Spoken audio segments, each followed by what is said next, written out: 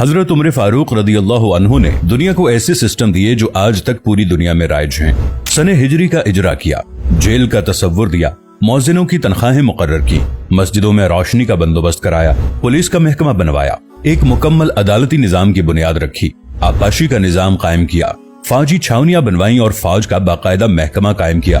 आपने दुनिया में पहली बार दूध पीते बच्चों, माजूरों, बेवाओं और बेआसराओं के वज़ाइफ मुकर्रर किए।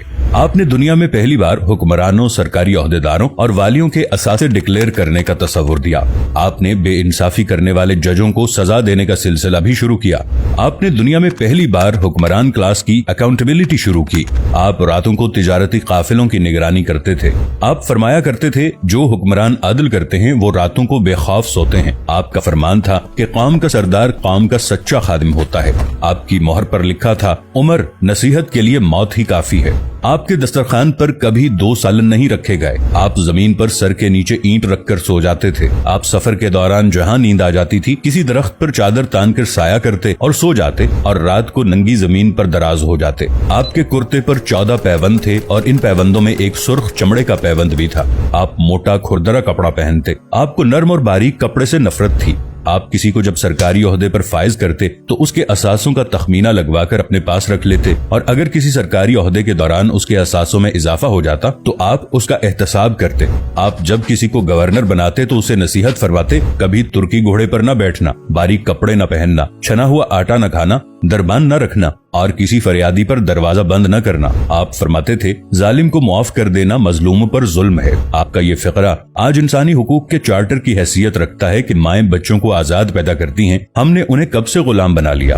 फरमाया, मैं अक्सर सोचता हूँ और हैरान होता हूँ, उमर बदल कैसे गया। आप इस्लामी दुनिया के पहले खलीफा थे जिन्हें अमीरुल मोमिनीन का खिताब दिया गया।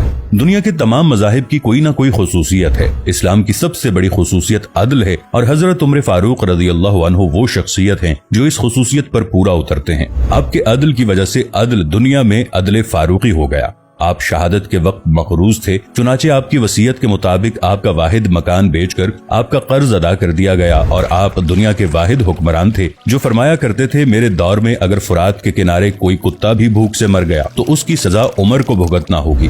आपके अदल की ये हालत थी। आपका इंतकाल हुआ तो आपकी सल्तनत के दूर दराज इलाके का एक चरवाहा भागता हुआ आया और चीख कर बोला, लोगों, हजरत उमर फारूक रदी अल्लाह अन्हु का इंतकाल हो गया। लोगों ने हैरत से पूछा, तुम मदीने से हजारों मील दूर जंगल में हो, तुम्हें इस सानहे की इत्तला किसने दी। चरवाहा बोला, जब तक हजरत उमर फारूक रदी अल्लाह अन्हु जिंदा थे मेरी भेड़ें जंगल में बेखौफ फिरती थीं और कोई दरिंदा उनकी तरफ आंख उठाकर नहीं देखता था, लेकिन आज पहली बार एक भेड़िया मेरी भेड़ का बच्चा उठाकर ले गया। मैंने भेड़िया की जुर्रत से जान लिया कि आज दुनिया में हजरत उमर फारूक रदी अल्लाह अन्हु मौजूद नहीं है। हजरत उमर फारूक रदी अल्लाह अन्हु ने अपने दौर में जिस जिस खित्ते में इस्लाम का झंडा भिजवाया वहाँ से आज भी अल्लाह अकबर की सदाएं आती हैं। वहाँ आज भी लोग अल्लाह के सामने सजदा करते हैं। दुनिया में अलेक्जेंडर का नाम सिर्फ किताबों में सिमट कर रह गया है, जबकि हजरत उमर फारूक रदी अल्लाह अन्हु के बनाए निजाम दुनिया के 245 ममालिक में आज भी किसी न किसी शक्ल में मौजूद हैं।